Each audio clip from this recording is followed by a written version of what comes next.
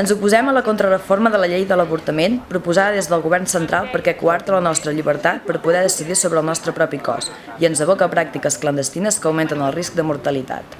Es calcula que cada any morim 47.000 dones per les complicacions derivades dels avortaments clandestins i milions patim greus seqüeles per aquestes pràctiques.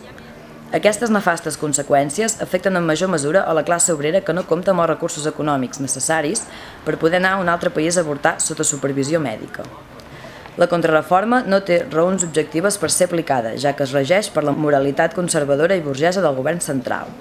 Volem una llei de l'avortament lliure amb la que puguem exercir el nostre dret a decidir sobre la maternitat sense haver de justificar el no desitjar-la.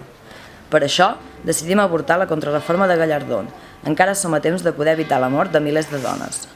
8 de març, Dia Internacional de les Dones, per l'avortament lliure i gratuït. Crida, crida, crida, si et rebel·les no tindran altra eixida.